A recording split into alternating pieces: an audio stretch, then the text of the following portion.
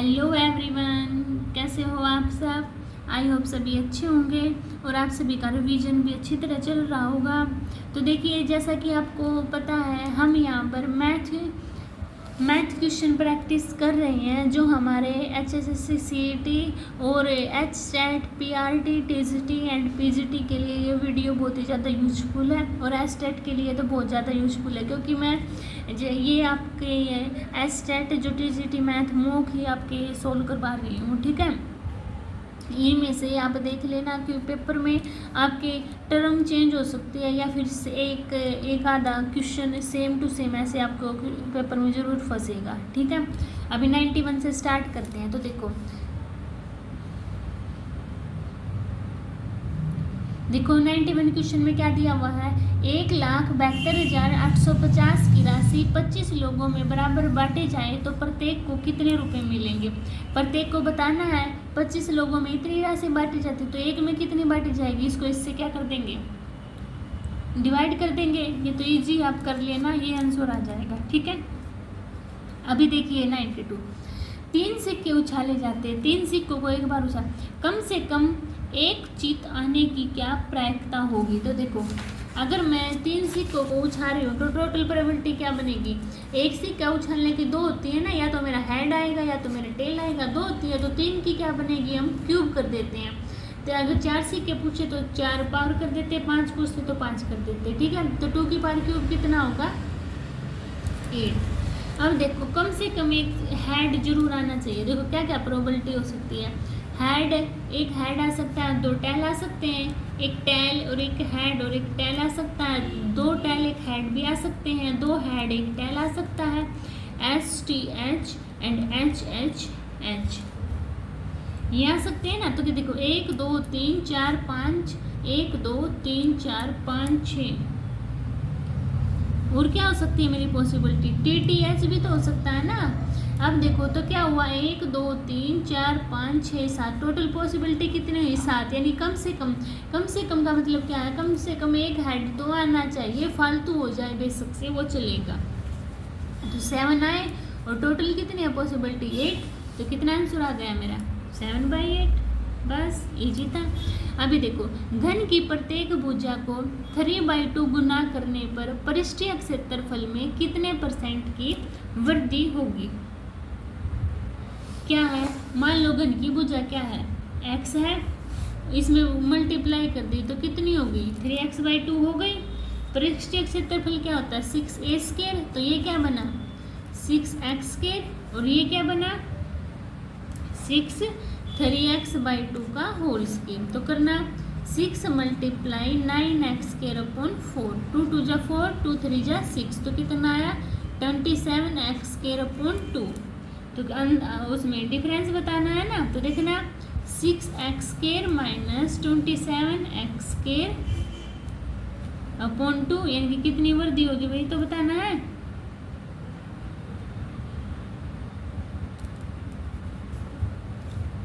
ना। तो सोल्व करो इसको। तो देखो इसमें ये 6 भी होगा ना, क्या होगा, तो इसका मल्टीप्लाई क्या आ गया, 27x²/2, ये काट दिया है ना। और मल्टीप्लाई में और क्या चल रहा है, साथ में 6 भी तो चल रहा है, तो इससे काट दे, 2 3 जा 6, तो कितना आ गया। देखो इसमें पजल हो गए होंगे। देखो 6x² एक आ गया अपना, है ना। अब बोला है जो x की वैल्यू कितनी है, 3/2 x है, मल्टीप्लाई कर दी तो इसका होल स्क्वायर, ये पूरा फॉर्मूला होगा। इसको सोल्व करना, 6 × 9x²/4, 2 2 जा 4, 2 3 जा 6, है ना। तो कितना है, 27x²/2, यही आ गया मेरा,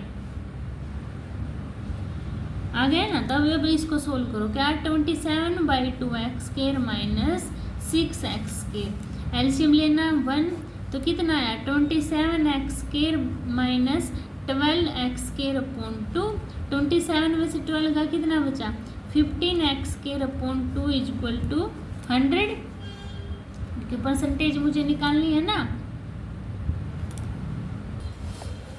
तो देखो कितना आ गया हमारा, ये आ गया ना। अब देखो 15/2 15x² आ गया। अब क्या होगा, अब देखो आगे 15/2x² अपॉन में क्या आएगा, जितनी टोटल की एरिया यानी कि मूल वृद्धि कितनी है 6x² पर ये होता है ना, और मल्टीप्लाई 100 क्योंकि परसेंटेज निकालना है। अब देखो x² से x² कट गया, ये 2 नीचे आ जाएगा, कैसे 15/2 × 6 × 100। अब काट दो, 3 2 जा 6, 3 5 जा 15, 400 से 25 पर, तो 525 की मल्टीप्लाई कितनी हो गई 125, यानी कि डी ऑप्शन क्या हो गया मेरा, राइट हो गया। ठीक है, अभी 94 क्वेश्चन देखिए, log 26/51 प्लस log 119 प्लस 91। तो देखो इसको कैसे सोल्व करेंगे हम, log 26/51 ऐसे क्वेश्चन आपके पीजीटी मैथ में मिलेंगे देखने को। ठीक है, 119/91।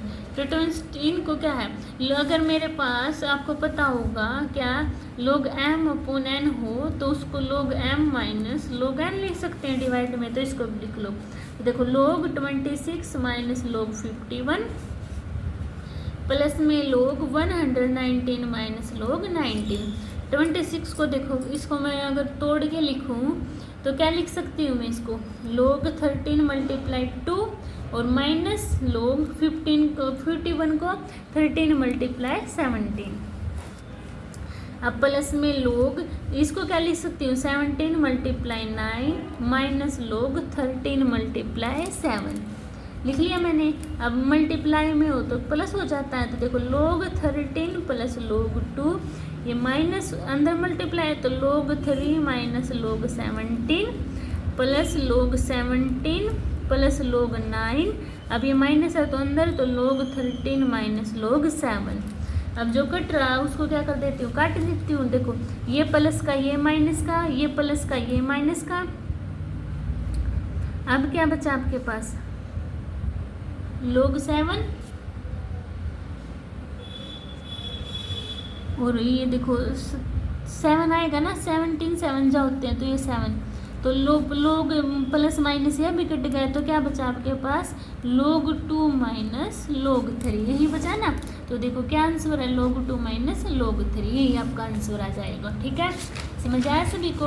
अभी 95 क्वेश्चन देखिए, 95 क्वेश्चन में क्या दिया हुआ है, यदि किसी समांतर श्रेणी के पहले तथा 11वें पद का योगफल 34 है तो श्रेणी के 13वें पद का योगफल क्या होगा, तीसरे और 11वें। तीसरे का तो क्या लिखेंगे a + 2d and a + 10d = 34, a + a 2a 2d + 10 12d = 34। तो a + 6d = 34 को क्या 2 1 जा 1 और 2 7 जा 14। ठीक है, S13 निकालना है ना पदों का, तो क्या होगा n/2 2a + n - 1 × d, यही होगा। देखो n की वैल्यू क्या है 13/2 2a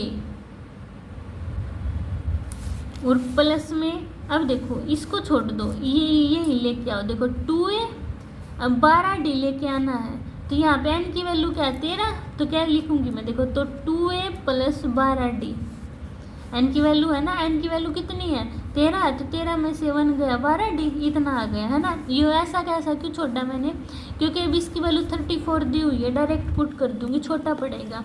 इसकी वैल्यू 34 दी हुई है, पुट कर दी। अब क्या कट रहा है 17 पर, तो 13 के 17 की मल्टीप्लाई करी तो 221 आपका फाइनल आंसर आ गया। ठीक है, अभी देखिए x - y का 50% और x + y का 30% है, तो y x का कितना परसेंट होगा, यानी कि x - y कितना परसेंट है 50% और x + y कितना परसेंट है 30%। 0 से 0 और ये 0 से 0 कैंसिल आउट ना। अब देखो अंदर मल्टीप्लाई करो, 5x - 5y 3x + 3y, x की टर्म में एक साइड, तो 5x - 3x 3y + 5y, तो 2x = 8y, तो x upon Y is equal to 8/2। तो देखो कितना हुआ, वाई एक्स का बताना है ना, यानी कि 2x का, तो अपॉन में 8 मल्टीप्लाई 100, 2 4 जा 8, 4 की 100 के साथ करेंगे तो 25। कितना परसेंट आया मेरा, 25%। ठीक है, इजी था। अभी देखिए 10 सेंटीमीटर वर्षा के समय 1 हेक्टेयर भूमि पर पड़े पानी का आयतन ज्ञात करो। तो देखो अब ये बताओ 1 हेक्टेयर में कितने वर्ग मीटर होते हैं, 10,000 होते हैं। तो पानी का आयतन कैसे निकालेंगे, वॉल्यूम, आधार का क्षेत्रफल मल्टीप्लाई उसकी हाइट। आधार का क्षेत्रफल क्या है, ये टोटल 10,000 मल्टीप्लाई हाइट कितनी है 10, घन मीटर में है तो 100 से कर देंगे, मल्टीप्लाई घन मीटर बने तो 2 0 से 2 0 कैंसिल आउट, तो कितना है आपके पास 1000 घन मीटर। ठीक है, सी आपका राइट हो जाएगा। अभी देखिए यदि a b c रियल है, वास्तविक है, और a³ + b³ + c³ is equal to 3abc है, और a + b + c not equal to 0 है, तो a b c के बीच क्या संबंध होगा, है ना। तो इसको डायरेक्ट याद रखना, क्योंकि क्यूब का फॉर्मूला है ना, तो क्या होंगे हमारे a b c इक्वल होंगे एक दूसरे के। ठीक है, अभी देखिए 99, 2 का क्यूब + 4 का क्यूब + 6 क्यूब अप टू 20 का क्यूब।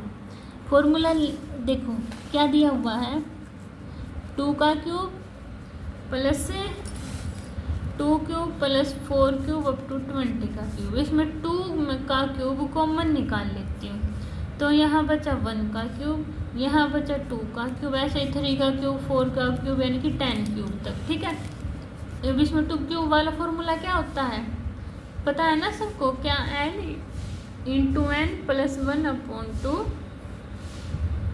n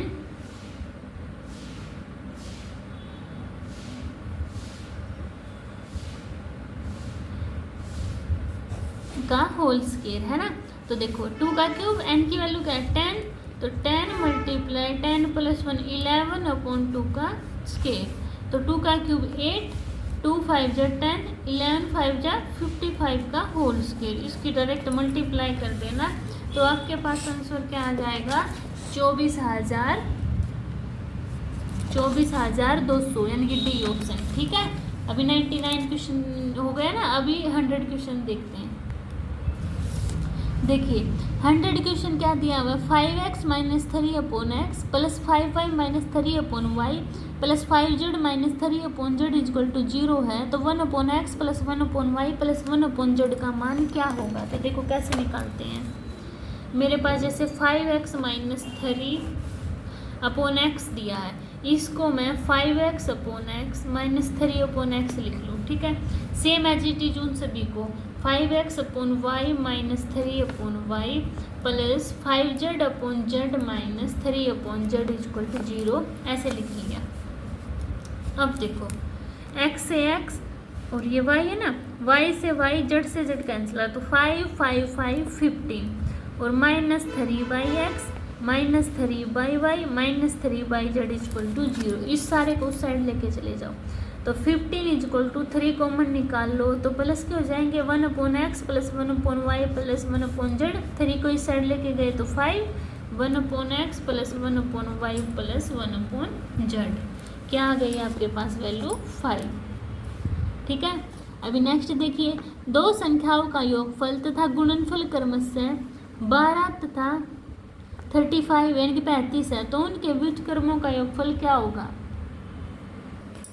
अभी देखिए 101 क्वेश्चन में दो संख्याओं का योगफल तथा गुणनफल क्रमशः 12 तथा 35 है, तो उनके व्युत्क्रमों का योगफल क्या होगा। तो देखो इसको निकालने की कोई भी नीड नहीं होती, इसमें देखो योगफल दिया हुआ है ना, और गुणनफल और व्युत्क्रमों का योगफल पूछे तो योगफल अपॉन गुणनफल कर देना, यानी कि 12/35 आपका फाइनल आंसर हो जाएगा। ठीक है, डायरेक्ट आपको ऐसे ही करना है इस टाइप के क्वेश्चन। अभी 102 देखिए, ये आपके पास ग्राफ दिया हुआ है, ग्राफ पर आधारित यदि 105 विद्यार्थियों ने प्रीतम के लिए वोट किया तो कितने विद्यार्थियों ने रोहित के लिए वोट किया। तो प्रीतम का परसेंटेज कितना 35%, तो 35% की वैल्यू कितनी दी हुई है 105। तो देखो यानी कि 35% की वैल्यू कितनी दी हुई है आपके पास 105, तो 35/100 होगा ना ये, इसकी वैल्यू 105 है, तो 105 इसको उस साइड लेके जाएंगे 100/35। तो काट दो, 5 7 जा 5 2 जा 1, 5 1 जा 1, है ना, 7 3 जा 21। तो 3 की 100 की मल्टीप्लाई कितना आ गया आपके पास, 300 आ गया, है ना। अब किसका पूछा, रोहित का। रोहित का कितना परसेंटेज है, 5 है, तो किससे मल्टीप्लाई करेंगे, 5/100, 0 से 0 कैंसिल आउट, 3 5 जा 15, ठीक है। आप इसको अलग अलग करके भी कर सकते हो, इसको डायरेक्ट कैसे कर सकते हो, 35% की वैल्यू 105 है ना, तो एक की वैल्यू कितनी होगी, 105/35, निकालने किसकी, रोहित की, यानी कि 5% की, तो मल्टीप्लाई 5। अब काट दो, 5 7 जा और 7 1 जा 7 3 जा 21, तो कितना आ गया आपके पास आंसर, 13 आपका, ओ सॉरी 7 5 3 बचेगा ना यहाँ पे, 7 5 जा 35, यानी कि 15 आएगा, ठीक है। यानी कि 15 विद्यार्थियों ने क्या है, रोहित को वोट दिए, ठीक है। समझ आ गया सभी को। अभी 103 क्वेश्चन देखिए, देखो, 2 बेलनों के आधार की त्रिज्या में 2:3 का अनुपात तथा ऊंचाई में 5:3 का अनुपात है, तो बेलन के आयतन में क्या अनुपात होगा।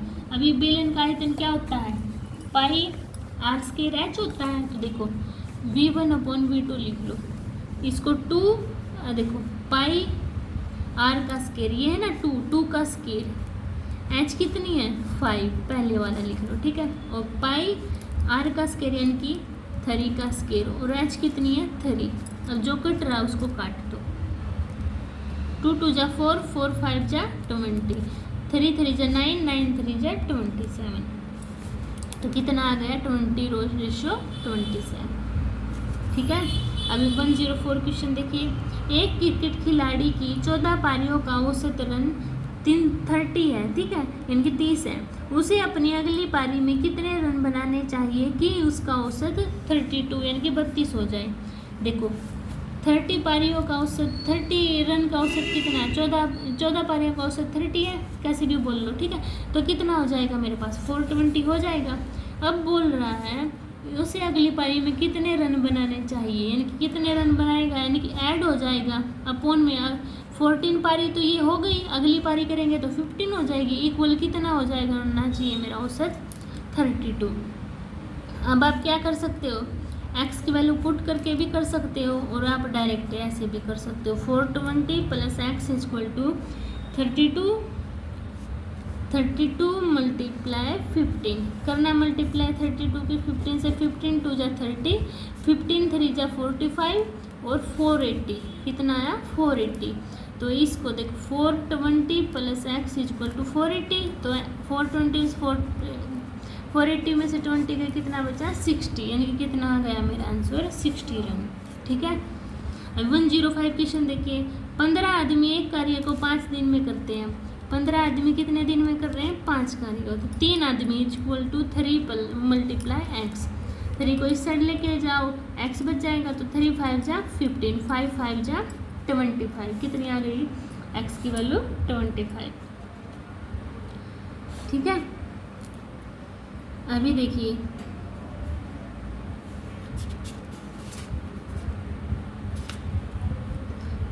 ये यहाँ तक ही कर लेते हैं 106 तक, ठीक है। लास्ट क्वेश्चन देखिए, इस समय मीना की आयु अपनी बेटी से 8 गुना है, अब से 8 वर्ष बाद मीना और उसकी बेटी की आयु क्रमशः 10:3 के अनुपात में होगी, तो मीना की वर्तमान आयु क्या होगी।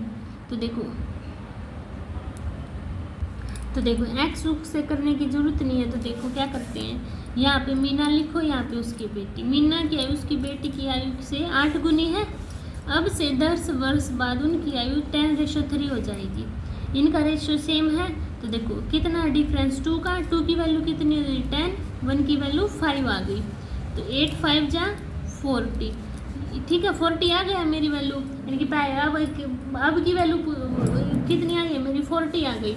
और इन्होंने पूछा क्या, मीना की वर्तमान आयु पूछी है, वर्तमान आयु पूछी है, तो क्या करेंगे, इसको 40 में से 8 को माइनस कर देंगे, तो कितनी आ गई मेरे पास 32। तो वर्तमान आयु कितनी आ गई 32।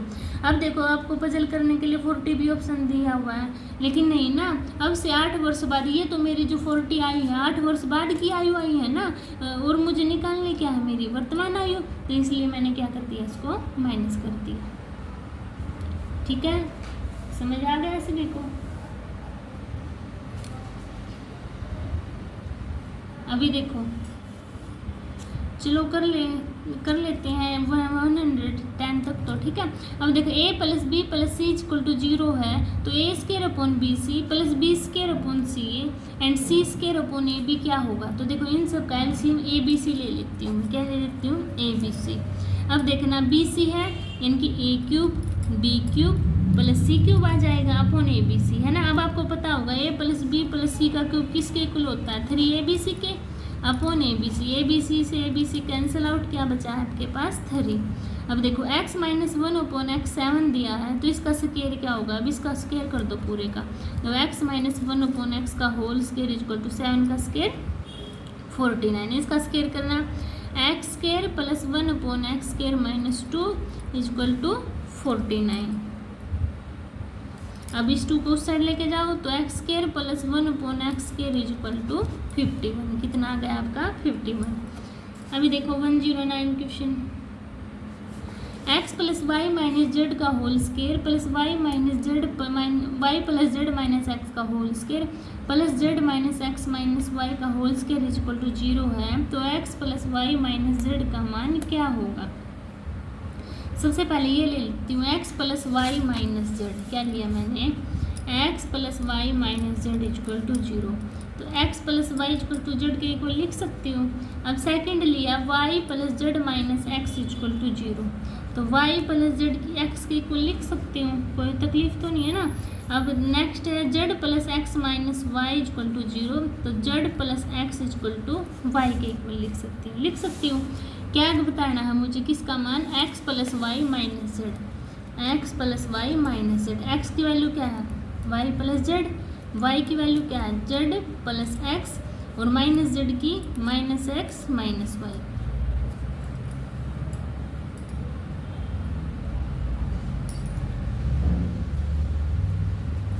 है ना। अब देखो इसको ऐसे भी करने की जरूरत नहीं थी, क्या है देखो, क्यों, क्योंकि मुझे x plus Y minus Z की वैल्यू निकालनी है। x प्लस वाई की वैल्यू क्या है मेरे पास z, तो z minus Z equal to 0। Direct ऐसे ही कर लेना, ठीक है, 0 आपका आंसर आ जाएगा। अभी देखो, यदि एक टंकी 5 मीटर लंबी 3 मीटर चौड़ी और 2 मीटर गहरी है, तो उस टंकी की क्षमता कितनी होगी।